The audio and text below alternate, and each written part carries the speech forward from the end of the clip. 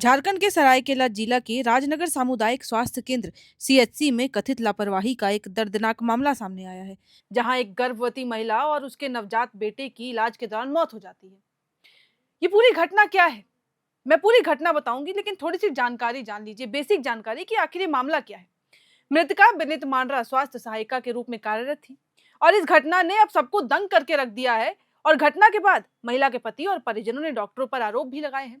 ये जो महिला जिसकी डिलीवरी के वक्त मौत हुई है, वो खुद एक सहायक के रूप में स्वास्थ्य केंद्र में काम करती थी, लेकिन उसके साथ जब ऐसा हुआ तो सवाल उठते हैं कि आखिर सेफ है कौन। अस्पताल में जमकर इसके बाद परिवार वालों ने हंगामा किया और जो जानकारी मिली है उसके अनुसार हाथीसिरिंग निवासी दुर्गा चरण बांड्रा की पत्नी विनीता बांड्रा का डिलीवरी के दौरान अस्पताल में मौत हो जाती है, जिसके बाद परिवार वाले आक्रोश में अस्पताल में हंगामा करते हैं और वो साफ आरोप लगा रहे हैं कि ये डॉक्टर्स की लापरवाही की वजह से हुआ है। पति का घर वालों का आरोप है कि अस्पताल में उस दौरान पर्याप्त बिजली व्यवस्था नहीं थी, अंधेरा था और वहां मौजूद नर्स मोबाइल के टॉर्च की रोशनी से डिलीवरी करने की कोशिश कर रही थी। सोचिए कि झारखंड के स्वास्थ्य व्यवस्था की स्थिति है, लाइट नहीं है तो इसीलिए टॉर्च का इस्तेमाल किया जा रहा है। और जब वहां पे पहुंचे तो डॉक्टर्स पहले से ही मौजूद नहीं थे। और डॉक्टर्स छोड़िए, इस दौरान ना तो जरूरी उपकरण उपलब्ध थे और ना ही समय पर कोई भी चिकित्सा सुविधा उनको उपलब्ध की गई। और परिजनों का यह भी आरोप है कि कई बार गुहार लगाने के बावजूद डॉक्टर वहां नहीं आए और जब उन्होंने देखा कि हालात अब बिगड़ रहे हैं, अब नर्स नहीं संभाल पाएंगी, तब नर्स भाग के जाती हैं और डॉक्टर्स को बुला के लाती हैं। उसके बाद इलाज शुरू होता है। लेकिन हैरानी की बात तो यह है कि उसके बाद भी नर्स और डॉक्टर्स गंभीर नहीं नजर आए।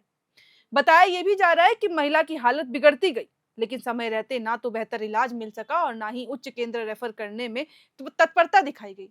अब आप खुद सोचिए, आप इलाज के लिए डॉक्टर के पास गए हैं, अस्पताल गए हैं और डॉक्टर है ही नहीं, और जो नर्स है वो अपने आप में ही टॉर्च का इस्तेमाल करके आपकी पत्नी की डिलीवरी कराने की कोशिश कर रही है। क्या आप ये देखकर शांत रहेंगे?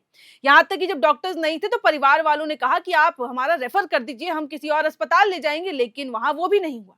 और अंत में नतीजा ये हुआ कि जच्चा बच्चा दोनों ही दम तोड़ गए। और इस घटना के बाद परिजनों में भारी आक्रोश था, जो कि लाजमी है। अस्पताल परिसर में हंगामे की स्थिति बनी और परिवार वालों ने जमकर हंगामा किया। उसके अलावा वहीं परिजन ने दोषी स्वास्थ्य कर्मियों पर अब सख्त कार्रवाई और न्याय की मांग की है। पति दुर्गाचरण बांड्रा ने बताया कि उसकी पत्नी विनीता बांड्रा खुद भी हाथीसिंह की स्वास्थ्य सहायिका थी। पहले से 2 बेटियां थी और नॉर्मल डिलीवरी हुई थी और उसको कोई बीमारी थी ही नहीं, जिसकी वजह से मैं ये कहूं कि उसकी मौत हुई। और इस बार अब बेटा हुआ, लेकिन डॉक्टरों की लापरवाही के कारण मैंने अपनी पत्नी भी खो दी और अपना बच्चा भी गंवा दिया। और अब जब डॉक्टर से पूछा गया तो उनका ये कहना था, जो वहां पे ड्यूटी पे तैनात थे डॉक्टर कोंकल, उनका कहना था कि डिलीवरी के दौरान महिला की बच्चेदानी नहीं सिकुड़ी, जिससे ज्यादा ब्लीडिंग हो गई और जब ज्यादा ब्लीडिंग हो गई तो हालात हाथ से निकल गए, जिसे रोक पाना मुश्किल था और ये काफी क्रिटिकल कंडीशन बन गई और इस वजह से ये जो पूरी घटना है हो गई। अब ये घटना के बाद चलिए मैं मान लेती हूँ डॉक्टर्स जो कह रहे हैं वो सही है, ठीक है, ऐसी कंडीशंस क्रिएट हो जाती हैं जब डॉक्टर्स भी कुछ नहीं कर पाते हैं। लेकिन सवाल ये उठता है कि जो बेसिक जरूरतें थी वो भी अस्पताल में मौजूद क्यों नहीं थी। इस घटना ने एक बार फिर से झारखंड के स्वास्थ्य व्यवस्था पर सवाल उठा दिए हैं कि झारखंड में आज भी अस्पतालों की क्या स्थिति है।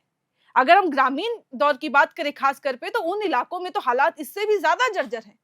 और ये घटना इसका एक जीता जागता उदाहरण है। और यही नहीं, झारखंड में आए दिन किसी न किसी जिले में ऐसी खबरें आती रहती हैं जिसे देखकर ये हैरानी होती है। लेकिन यही सिर्फ देखा जाए तो एक जिला नहीं है, एक जिले की बात नहीं है, एक परिवार की बात नहीं है। अगर हम देखें तो और भी जिले ऐसे हैं जहां से ऐसी खबरें आती हैं।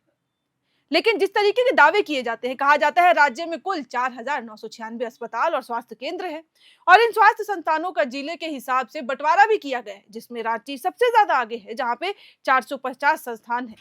लेकिन सिर्फ आगे हैं, इलाज वहां भी नहीं है।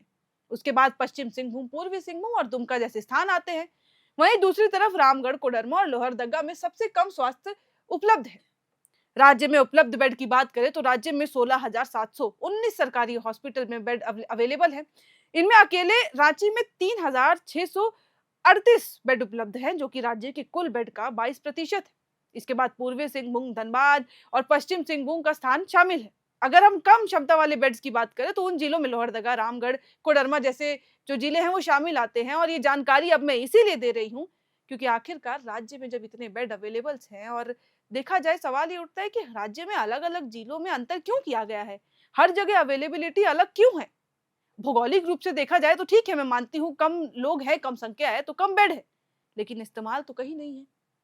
लोग तो ये भी कहते हैं कि कुछ शहरी क्षेत्रों में बेड कैपेसिटी तो है, लेकिन उसके बावजूद इलाज नहीं है। लोग पहुंचते हैं, बाहर खड़े रहते हैं, दम तोड़ जाते हैं और उसके बाद उनको क्या मिलता है? सहायता के नाम पे मुआवजे, मुआवजे का इंसान करेगा क्या? अंत में यही मिलता है कि इन इलाकों में जब ऐसी कुछ स्थिति उत्पन्न होती है तो लोग मजबूर हो जाते हैं बाहर जाने को, और बाहर जाने के लिए भी उनको हाथ पैर जोड़ने पड़ते हैं। और यही झारखंड की सच्चाई है। आज भी झारखंड राज्य में चिकित्सकों और नर्सों की कमी है। जो स्पेशल डॉक्टर्स होते हैं उनके पद खाली हैं। तो ऐसे में स्वास्थ्य मिनिस्टर इरफान अंसारी जो आए दिन दावे करते हैं कि झारखंड मेडिकल फील्ड में आगे बढ़ रहा है, कहाँ आगे बढ़ रहा है? दिख ही नहीं रहा है कि आगे बढ़ के जा कहाँ रहा है। लोगों तक इलाज आसानी से पहुंच जा रहा है, लोगों की सहायता हो रही है, तो आखिरकार ये सहायता कहाँ है? लोग जब दहलीज पे खड़े होते हैं अस्पतालों की, हाथ फैलाए भीख मांगते हैं, तो सहायता क्यों नहीं मिलती? और ये कोई एक खबर नहीं है जिसको लेके हम ये रुख अपना रहे हैं, इस तरीके से बोल रहे हैं। झारखंड से आए दिन ऐसी खबरें आती हैं जहां पे एम्बुलेंस नहीं होती है, माँ बच्चा, और ये जो घटना हुई है जहां पे डिलीवरी के दौरान इस औरत की मौत हो गई अपने बच्चे के साथ, ये पहली घटना नहीं थी। रांची में एक बार ऐसा ही हुआ था। एक माँ अपने बच्चे को लेकर अस्पताल में आई थी ये सोच के कि बच्चे का इलाज हो जाएगा, लेकिन बेड नहीं मिला, और बेड नसीब होना छोड़िए, बाहर एम्बुलेंस में ही उस बच्चे ने अपना दम तोड़ दिया। और ये सबसे बड़े सवाल है झारखंड के लिए, इरफान अंसारी के लिए, कि आखिरकार ऐसी स्थिति उत्पन्न कैसे होती है। इससे पहले भी मैंने एक वीडियो किया था जहां पे मामला चाईबासा का था कि एक पिता मजबूर हो गया था अपने बच्चे के शव को हाथों में गोदी में लेके घर ले जाने को। इलाज के लिए वो अस्पताल लेके गया था कि इलाज कर दीजिए, ठीक हो जाएगा, और वो अपने गांव से चाईबासा के अस्पताल में आया था, लेकिन उसे क्या मिला? बच्चे की मौत मिली। उसके अलावा कुछ नहीं। और जब वो गिड़गिड़ाता रहा कि एटलीस्ट एम्बुलेंस तो प्रोवाइड करा दीजिए, तो उससे कहा गया कि एम्बुलेंस नहीं है, आप अपना इंतजाम खुद कर लीजिए। और शायद आपको याद होगा ये मामला कौन सा है। उस मामले में उस पिता ने पता है क्या किया था? उस पिता ने एक 20 रुपए की थैली खरीदी और उस थैली में वो अपने बच्चे को घर ले जाने को मजबूर हो गया था। और झारखंड की ये स्थिति है, झारखंड की ये सच्चाई है। अब मैं मानती हूँ इस मामले में, चलिए, लोगों की जो है, पेशेंट्स की इलाज के दौरान मौत हो जाती है, ठीक है, हो जाता है कभी कभी, लेकिन अस्पताल में ऐसी स्थिति होना, अस्पताल में इक्विपमेंट्स अवेलेबल ना होना, टॉर्च से डिलीवरी कराने की कोशिश की जाना, ये तो एथिक्स के खिलाफ है। ये तो एथिक्स भी नहीं है। ऐसा लगता है जैसे इलाज नहीं मानो मजाक हो रहा हो। अभी भी बीते दिनों झारखंड सरकार ने स्वास्थ्य क्षेत्र में एक ऐतिहासिक पहल करते हुए राज्य कर्मी स्वास्थ्य बीमा योजना के तहत नई बीमा अवधि के लिए महत्वपूर्ण समझौता किया था। इस नई व्यवस्था के लागू होने के बाद राज्य के कर्मचारियों और उनके आश्रितों को देश भर के प्रतिष्ठित और सुपर स्पेशलिटी अस्पतालों में बेहतर और सुलभ इलाज दिया जाएगा। और सिर्फ बेहतर इलाज ही नहीं, बल्कि पूरी तरह कैशलेस इलाज जो है, वो जो सुविधा है वो प्रोवाइड की जाएगी। इस योजना के अंतर्गत राज्य के लगभग 200 अस्पतालों सहित देश भर के करीब 600 अस्पतालों को जोड़ा गया। इसमें वेल्लोर, चेन्नई, दिल्ली, हैदराबाद और बेंगलुरु के प्रमुख चिकित्सा संस्थान भी जो थे वो शामिल थे। सीजीएस दरों पर इलाज सुनिश्चित होने से चिकित्सा खर्च में कमी आएगी और पारदर्शिता भी इसकी वजह से बढ़ेगी। ऐसे जो है वो बातें की गई थी। ऐसे महत्वपूर्ण समझौते के साथ ये इरफान अंसारी ने कुछ और भी दावे किए थे। हालांकि योजना क्या है? तो योजना के तहत ओपीडी, फॉलो अप, दवा खर्च, यात्रा भत्ता, आयुष उपचार, मेडिकल एडवांस और आवश्यकता अनुसार जितने भी जो सुविधाएं हैं वो आपको एक मरीज को दी जाएंगी। कागजी तौर पर तो है, धरातल पे नजर नहीं आती है। और इस अवसर पर स्वास्थ्य मंत्री डॉक्टर इरफान अंसारी ने यह भी कहा था कि योजना केवल एक समझौता नहीं है, बल्कि राज्य कर्मियों के स्वास्थ्य सुरक्षा का एक संकल्प है। उन्होंने ये बताया कि सीमित आय के कारण कर्मचारी गंभीर बीमारी के समय आर्थिक संकट का सामना करते हैं, और इसी को ध्यान में रखते हुए इस योजना को नए स्वरूप में लागू किया गया है कि आने वाले समय में उनको किसी दिक्कत का सामना ना करना पड़े, उनको हाथ ना फैलाना पड़े। नई व्यवस्था में अनलिमिटेड कैशलेस सुविधा, बड़े अस्पतालों की व्यापक भागीदारी और पारदर्शी प्रक्रिया सुनिश्चित की गई। उन्होंने ये भी बताया कि झारखंड देश का पहला ऐसा राज्य बन रहा है जहां सभी कर्मचारियों को स्वास्थ्य बीमा कार्ड उपलब्ध कराया जा रहा है, जिसका लाभ उनको ही नहीं बल्कि उनके पूरे परिवार को मिलेगा। स्वास्थ्य मंत्री ने यह कहा था कि राज्य की हर एक जनता के स्वास्थ्य की जिम्मेदारी सरकार की है। हमारा उद्देश्य है सिर्फ योजना लागू करना नहीं, बल्कि हर व्यक्ति तक क्वालिटी स्वास्थ्य सुविधा पहुंचाना है। और झारखंड में आप देख ही रहे हैं कि किस तरीके की क्वालिटी दी जा रही है। झारखंड की स्वास्थ्य प्रणाली फिलहाल एक दोराहे पर खड़ी है। कागजों पर तो योजनाएं नजर आती हैं, ऐतिहासिक देखी जाती हैं, सुपर स्पेशलिटी सुविधाएं होती हैं, सब बात की जाती है, लेकिन राज्य के सुदूर इलाकों में आज भी एक मां को टॉर्च की रोशनी में अपनी जान गंवानी पड़ रही है।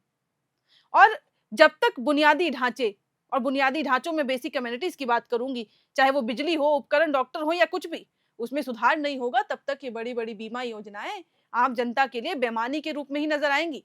तब तक के लिए ये योजनाएं उनके किसी काम की नहीं है। स्वास्थ्य मंत्री आए दिन दावे करते हैं, लेकिन जमीनी हकीकत के बीच इसमें कुछ नहीं है। इस खाई को पाटना ही सरकार की सबसे बड़ी अब चुनौती है। सरकार को यह देखना चाहिए कि योजना तो ठीक है, इलाज तो तब होगा ना जब वो अस्पताल तक पहुंच पाएंगे। अस्पताल तक पहले पहुंचने के लिए या तो वो खटिया के रूप में मरीज को लेकर नजर आते हैं, उस तरीके से चल के आ रहे होते हैं, फिर अस्पताल पहुंचते हैं। जब अस्पताल पहुंच जाते हैं बेचारे जैसे तैसे, तो उनको बेड्स नहीं मिलते हैं, और बेड्स जब तक मिलते हैं तब तक तो पेशेंट मरीज जो है वो अपनी जान गंवा चुका होता है, परिवार वालों को एक गहरा सदमा लग चुका होता है, और उसके बाद फिर मुआवजे की बात की जाती है, लेकिन ये मुआवजा किसी काम का नहीं है।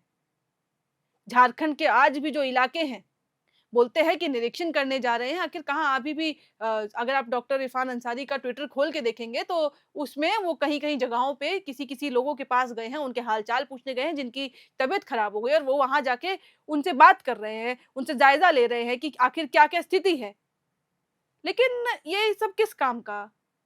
सवाल अंत में भी यही है कि ये सब किस काम का? आप निरीक्षण करते हैं, लेकिन निरीक्षण के बाद कुछ नहीं है। आज भी झारखंड की राजधानी रांची में ही, अन्य जिलों की मैं बात भी नहीं करूंगी, झारखंड की राजधानी रांची में जहां रिम्स है, जहां सदर अस्पताल है, वहां पे आज भी इतने सारे जब एम्बुलेंस के दावे किए जाते हैं कि तो एम्बुलेंस है कहाँ? खड़े रहने के लिए तो नहीं है, पेशेंट्स के पास तो पहुंच नहीं पा रहे हैं। और पेशेंट से मैं सिर्फ ये कहूंगी जो जिनके पास, जिनकी आर्थिक स्थिति ठीक नहीं है, खासतौर पर वो लोग, और वो लोग जो अलग अलग जिलों से जिनको रेफर किया जाता है कि सदर में जाइए, आप रिम्स में आइए, लेकिन यहाँ आके तो उनको अंततः बेड भी नहीं मिलते हैं, उनको अंततः बाहर रुकना पड़ता है। मरीजों का समझ आता, मरीजों के पेशेंट्स जो उनके साथ जो लोग होते हैं, परिजन, उनका समझ आता है कि चलिए वो बाहर है, लेकिन उनके साथ तो मरीज भी बाहर ही नजर आता है। तो सवाल कई हैं, और ये घटना एक बार फिर से यही बताती है कि झारखंड में इलाज हो रहा है या मजाक हो रहा है। एक माँ, एक परिवार पहुंचता है वहां पे डिलीवरी के लिए, सोचिए वो क्या कुछ सोच के आया होगा। जब वो वहां पहुंचता है तो डॉक्टर्स नहीं, डॉक्टर्स को बुलाता है तो डॉक्टर्स आते नहीं है, और जब देखते हैं कि अरे अब तो बाप रे स्थिति खराब हो गई है, तब नर्स भाग के जाती है, डॉक्टर को बुला के लाती है। और जब डॉक्टर आता है तो लीजिए बिजली नहीं है। बिजली नहीं है तो क्या किया जाए? चलिए इतना बड़ा ऑपरेशन है, टॉर्च के साथ हम इलाज कर देते हैं, टॉर्च के साथ डिलीवरी कराई जाएगी, इतिहास रचा जाएगा। इतिहास तो रच गया कि टॉर्च के साथ डिलीवरी कराई जा रही थी, और वो भी वो डिलीवरी जहाँ पे इक्विपमेंट्स अवेलेबल नहीं थे। समझ आता है जब गाँव में, घरों में महिलाएं जो हैं वो अपने आप में डिलीवरी करा देती हैं, तो वो एक बात तय होती है, अस्पताल में आओ और इक्विपमेंट नहीं है, अस्पताल में आओ बिजली नहीं है, अस्पताल में आओ डॉक्टर्स नहीं है। तो सोचने वाली बात है, ये चिंता का विषय है कि झारखंड का स्वास्थ्य सेवा जो है वो किस ओर जा रहा है। बाकी फिलहाल इस वीडियो में लेकिन इतना ही। आपको क्या लगता है कमेंट बॉक्स में लिख के जरूर बताइएगा। अपनी राय बताइएगा, झारखंड के इस इलाज सेवा के बारे में आप क्या सोचते हैं, कि क्या आपके सामने भी कभी कोई ऐसी घटना हुई हो, वो भी जरूर बताइएगा। बाकी इस वीडियो में फिलहाल इतना ही। कैमरे के पीछे मौजूद है मेरी सहयोगी सुमन। आप देख रहे थे एयर नाउ।